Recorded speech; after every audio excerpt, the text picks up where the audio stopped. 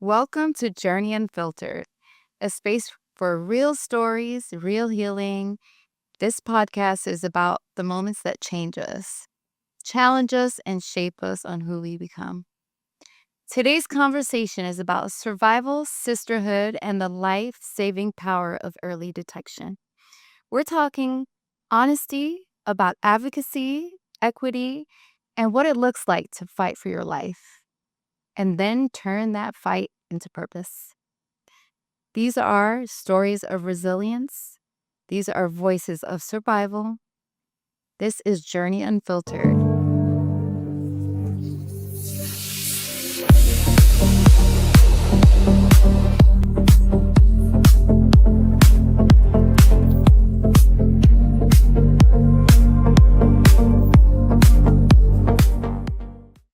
Thank you so much for tuning in. I'm your host, Alicia, and today's conversation speaks to both the heart and the system. I'm truly honored to join my dear friend, Dr. Nia Imani Bailey, a healthcare professional, patient advocate, and change maker whose work beautifully bridges policy, education, and survival. Nia is the CEO and president of the Byrd Cancer Foundation and Advocacy Foundation. And she's also a radiation therapist with nearly a decade of experience caring for patients on the front line of cancer care. Today, she's here to share how advocacy, faith, policy intersect, and why storytelling paired with action is critical when it comes to saving lives.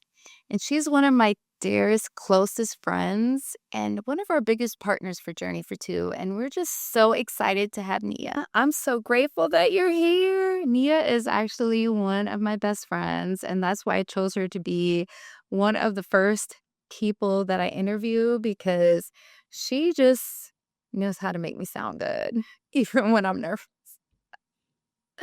And I just love her dearly. And so, Nia, we're going to start a little bit from the beginning. We just want to know a little bit about Nia and then just how you started getting into the work that you're doing now. So first, thank you for having me. I'm so proud of you, and I don't make you sound good. You sound good on your own, okay? I know everybody listening and watching like, "What? She sounds amazing," and she is amazing. But anyway, um, I am Nia. I'm a radiation therapist. And I got into this work because my dad was diagnosed with prostate cancer. I'm a daddy's girl, and my mom's gonna cringe, be like, "Really? I carried you and you're a daddy's girl." But anyway, um, and I'm a daddy girl too. I'm a daddy's girl too, so I get it. We love our moms, but we daddy's girl. Yes. you already know. Mhm. So it's so funny because he actually hid his diagnosis from us. Um, and I remember one day seeing like this prescription on his drawer, and I looked it up, and it said prostate cancer, prostate cancer, prostate cancer. And I called my mom, and I'm like, "Yo, does Daddy have prostate cancer?" They were divorced. And she called him and said, "If you do, you need to tell your daughter, you need to tell your son." And it turned out that he did. So it really resonated with me when I found out that he went through something so traumatic, you know? So that's what really kicked And it then into for gear. him to try to hide it. And I feel like, as a minority and especially having Caribbean background, which I think you do as well, like that's what they did back in the day. Like all of them just kind of either didn't go get checked or didn't know that they even had it, or if they had it, they just kind of kept it to themselves, which now we know it doesn't really benefit us not knowing because we can have early detection and be able to, help our future children. Exactly. I completely agree. It's so wild because like you said, I've been doing this like 10 years. And he just told me, we were talking about D'Angelo who passed away of pancreatic cancer.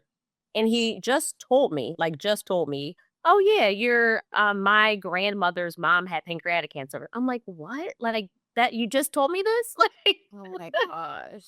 so I got into it because of Curry Bailey, but to your point, we really need to talk about our family cancer history because that can help us get screened and it can help us save our lives.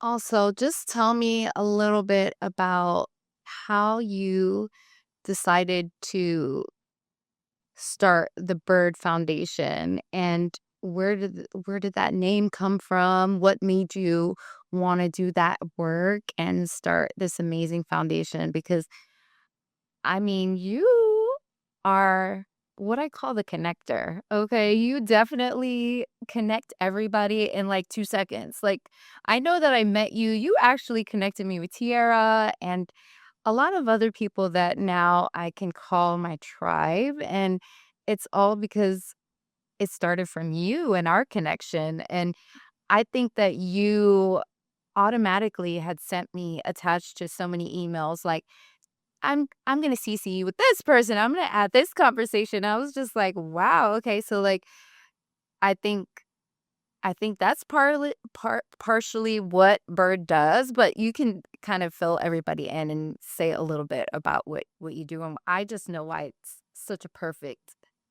thing for you. Yeah. You hit the nail on the head. That's what we call ourselves, the connectors. I realized a lot of times patients didn't know that, I have breast cancer. I can connect with Unite for Her and I can get $2,000 worth of services for free. I can get Reiki, counseling, mental health services, groceries, all those things.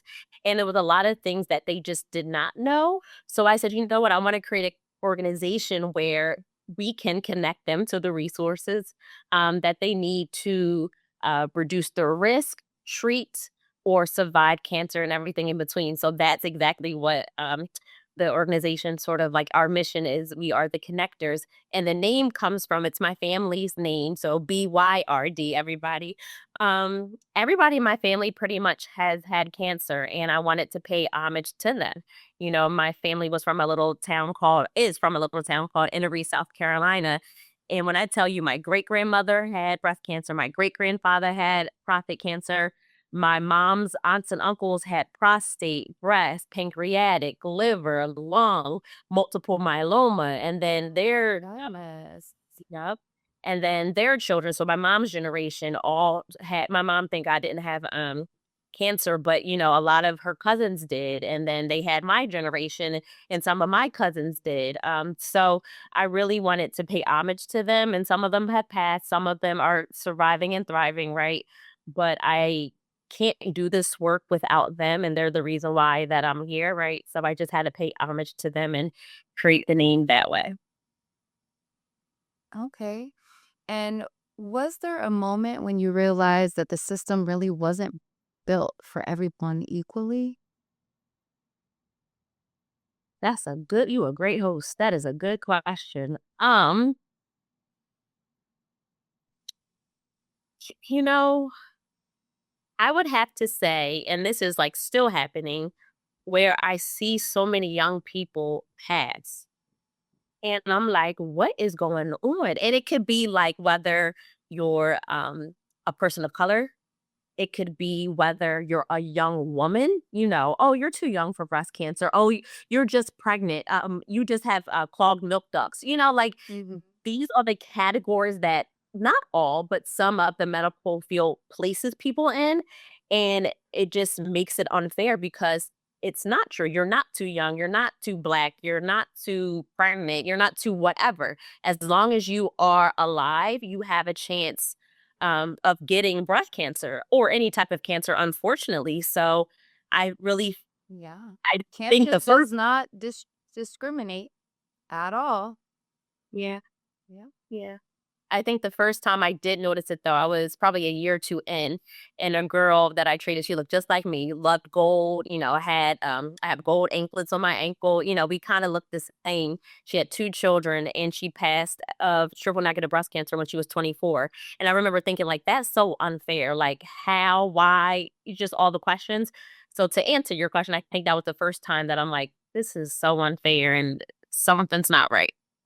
And how do you deal with so much loss? Because I know that, you as a radiation therapist and then also with your foundation, like some days, me being in the health industry too, and also having my nonprofit, that we experience a lot of loss and we see a lot of stories that not always they don't always have a happy ending. Like, how do you deal with that?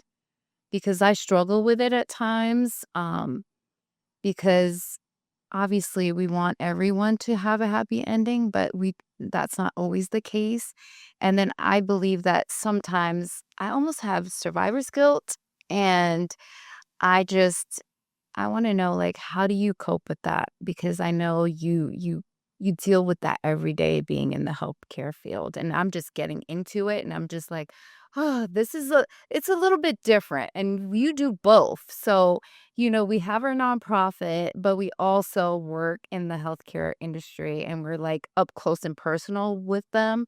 So we see kind of both sides of the survivorship, but also of the ones that are really in the critical phase. So how do you, like, balance that, like, for your mental and everything? You're absolutely right. It's a great question again. Lord have mercy. I'm still learning, to be honest with you. Um, because I remember telling myself that, like, I'm not gonna get too close to them because obviously when you get close with somebody, you are very distraught when if something happens to them. But that's just not me. That's just not us. We have those personalities where it's like I see you all the time and I'm taking care of you, and so I'm going to be close to you. So I don't know if I have an answer to that. I think it's different. I know recently in the past 2 weeks, we've had patients who, have been doing very poorly, and some I found out that passed away. And I think one of the ways that I probably do deal with it is go harder so that this does not happen again. So I go harder with the education, go harder with our events that we have and our education panels and workshops that we do. So I think that's how I cope. Like, all right, enough is enough. I'm tired of saying RIP. I'm tired of crying. And I understand we all live the path, but you know what I mean? Like the way that they're passing. So I think that's how I do it. Just kind of go hard.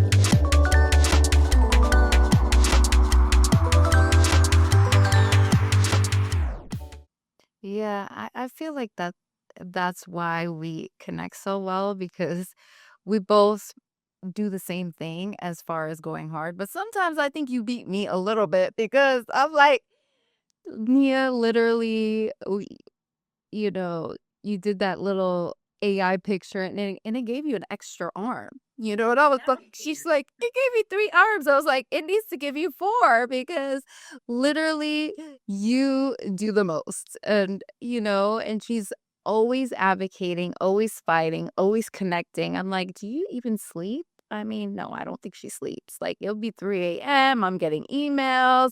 She's on top of it. And I just I love that about you. I'm like, you are just a go-getter. Every other I thought I was bad. I mean, there's one thing that I also told Tiara that I am so grateful for and after my diagnosis is finding my tribe. Like finding you guys have been such an amazing like, I never thought I would be able to find women that I truly, truly connect with, and I believe that I mean, I found women, obviously, that I connected with, but just this is, like, a deeper level because it's like we're all working in our and walking in our purpose, and we're doing it together, and it's just such a beautiful thing, and I feel like, we just so naturally connected. And if you want to share a little bit about our connection and then our partnership and what it means to you, would love for to share that with everyone. Absolutely. Oh my gosh. We connected on social media and it feels like it was years ago. Right? But it was so amazing because we both started our organizations probably like 2 weeks from each other. Both Yes. super new. Um, and it was just, it's one of those things where you can't put your finger on it. Like, why do I vibe with her? Why do I like, obviously I love Journey for Choose Mission and I love your story, and that sounds so weird. I'm proud of you for saying your story. I'm not happy that you went through it, but it was just like this connection where it was like, "Yo, she's dope." And then what did I go to Europe in person? You came to mine, and we just Yours, had yeah. and then, that was perfect, and then I went to, and mind you, we live PA in Florida, like, Yeah. completely different states, and then came to her event, I'm like, "Oh my gosh, this is amazing," and then so we connected, on that level, and then Alicia, of course, had this crazy amazing idea of to having a cruise, for survivors and thrivers, and I remember her saying, "I have an idea," and I'm like, "Oh, Father, help me." It's just and she was like, "Let's do a cruise," and I'm like, "Okay," because it's one of those things where it's like, I know, like, your calling was not a conference call, so you know what God is telling you to do, right? So I'm like, "Alright, I'll rock with it," and it was so powerful in the partnership to have a 5K on a cruise, like, who does that? To have panels, to have connection, to have just women who would probably previously not meet and connect, to be able to meet and connect Yeah. and just talk about anything, talk about their diagnosis, sure, but you know that you're so much more than your diagnosis. So just to connect just as a woman, as a beach goer, as a swimmer, just all the things. And what Journey for Two not only means for me and for Bird, we have so many great partners, but it's like Journey for Two is a solid partner. Like, it's like one of those things, like, I got friends, but I got best friends. Yeah. And that's how Journey for Two is like. I'll ride for anybody, but Journey for Two is a different ride. Like, I I completely and wholeheartedly believe in the cause, and because when I first met Alicia, she taught me something. I didn't know when she said I was pregnant with Journey, who's now my niece, um, with chemo and surgery, and I'm like, "Well, time out. I didn't know that." So then not only did she educate me, I'm educating other people too, and they're like, "Whoa, okay." So it's